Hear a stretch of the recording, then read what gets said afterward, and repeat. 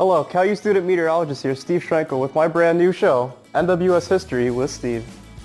Throughout each episode, I'll be going over the transformations of the National Weather Service throughout a certain period of time.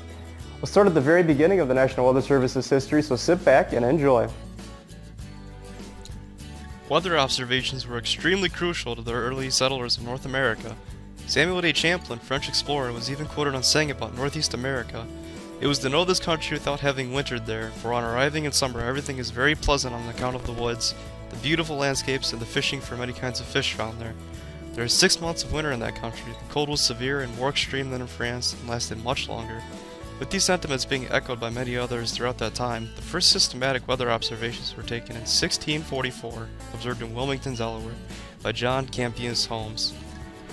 Jump forward in time, and Benjamin Franklin made the first notable observations of weather patterns and storm movements when he detailed the movement of a hurricane from Philadelphia to Boston in 1743. As progression continued to take place with different instruments starting to appear, Thomas Jefferson purchased his first thermometer while writing the Declaration of Independence. Ironically enough, he noted that it was 76 degrees on July 4th, 1776, our Independence Day. A few days later, he bought one of the first barometers. He then started to make regular observations and made the first known simultaneous weather observations in America. Observations continued to play an important role in the U.S. as more historical figures such as Lewis and Clark recorded weather data with more regularity. Having these observations continued to gain significance with Jefferson's guidance of recruiting weather observations throughout Virginia. By around 1800, there were volunteers for these observations in 5 other states including Massachusetts, Pennsylvania, Connecticut, New York, and North Carolina. In 1814, Surgeon General James Tolton had orders issued for carrying out these weather observations at Army posts with the idea of a weather network finally being born.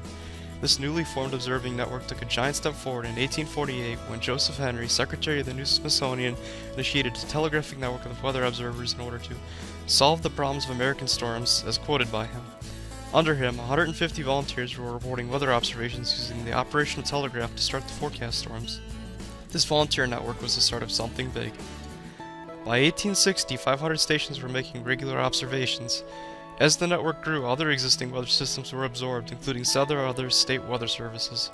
Increased state Lapham called for a storm warning service, and thus the idea of the National Weather Service was born, with support from many other meteorologists. A resolution was eventually drafted up and signed into law by Ulysses Grant in 1870, where the agency known today began.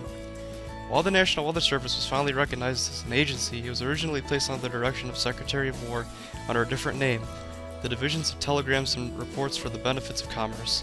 This allowed for meteorological observations at military stations to take place and were thought to secure the greatest accurateness due to military discipline. It is recorded that on November 1st, 1870, the first systematic and synchronized weather reports were taken by sergeants at 24 stations. This commenced the beginning of the new division of the Signal Service, and many great things soon to come.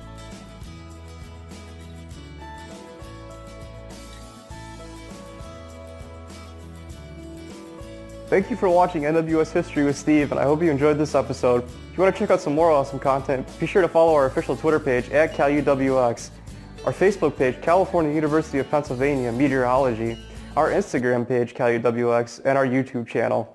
Thank you again, and I hope to see you next time.